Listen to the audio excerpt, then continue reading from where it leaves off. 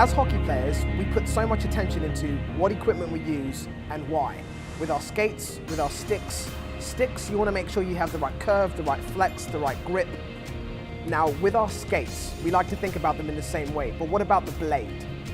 The blade should be just as important as our skates and the stick, because we need to make sure that we're able to optimize our performance on the ice, regardless of what ice conditions that we have. Now, profiling allows us to change the radius of the blade. So in other words, you're able to alter how much of your hockey blade comes into contact with the ice at any time during any situation of play. Now, the more ice contact you have with your blade, the better stability that you're going to have, which is going to equal the better control that you have. Think about it as your grip on a stick. If you're not holding your stick very tightly, you don't have very good control over it. Now, if you hold it nice and tightly and you have a secure grip, you're able to control your stick much, much better, almost treat it as an extension of your body. And that's exactly what profiling allows you to do with your skates. Today we're on the ice with the Peterborough Phantoms and Pro Sharp, who are taking us through the different profiles they offer us as players. From a single radius, which is a single point of the blade being in contact with the ice, all the way up to something that we didn't even know existed until we spoke to Pro Sharp, which is a quad radius. 4 separate points of the blade in constant contact with the ice, regardless of what we're doing. We're going to see what the players think about it at a professional level to see how it's going to be able to help them perform to the best of their ability. How profiling differs from sharpening is with sharpening a blade, we alter the hollow depending on ice conditions or player's preference. Now, profiling is altering the entire blade's radius to change the contact points on the ice. Again, we're able to adapt this exactly the same as sharpening your skates to different kinds of players. So depending on how they play, how they perform, what type of skater they are, you're able to find a radius that's going to help them excel on the ice. When we break down the sections of a hockey blade or runner starting from the toe end, the first section is referred to as the acceleration zone. From there, it's the mobility zone. Next is the speed. Lastly, the heel is the stability zone. Changing the length of any one of these zones will have a massive impact on the feel and performance of a runner for the player. The biggest advantage with profiling a blade is because you're able to adapt or increase the contact points between the blade and the ice.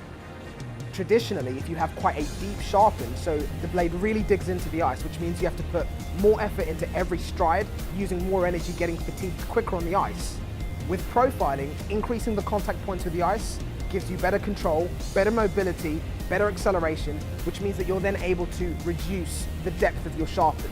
So in other words, you're able to go for something a lot more shallow, which means you're going to be using less energy to produce the same power, same speed, preventing you from getting fatigued quickly on the ice, helping you to perform better using less energy. The best way to think about profiling is think about a race car on a racetrack. Depending on what car it is, what conditions it's driving in, you change the tyres to fit the conditions.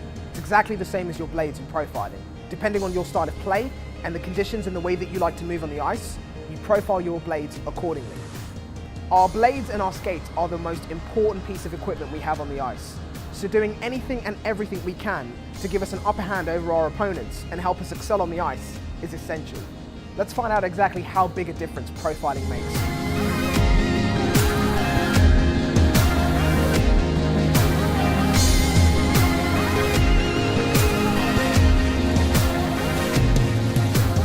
I tried number 1 and it felt okay. It wasn't much different to my normal one. It felt a little less grippy. Number 2 was way less grippy, so when I'm coming out of the corner and pushing off, I find my feet are slipping behind me more than just gripping into the ice and being able to go quicker. I felt it affected my speed quite a lot. But Radius 3 was the best one by far, so far, because when you come out the corners you get the mixture of glide and grip at the same time. Your stops are good and the tight turns are really sharp. It does make a massive difference, much more than what I thought it would. I thought it'd just be like another blade on your foot. You might feel a bit different going over crossovers, but it really does make a big difference with your speed and tight turns and stops, definitely. Yeah, so obviously we've tried the single radius, the double radius and the triple radius so far. For me personally, the triple radius was my favourite. In comparison with the single radius and the double radius, the triple radius felt like when I was tight turning I had more traction. Also when I was accelerating, I felt like I was going faster as well. I didn't actually know anything prior to tonight. I just thought you just got your skate sharpened, like half-inch, 8/16, 7/16, so I'm not really sure what they actually are anyway. So that shows how much I know. So yeah, I think after tonight, I think it's really important. It can help me as a player probably quite a lot, because I had the fastest, so hopefully any advantage I can get, I can maybe try and get it through this.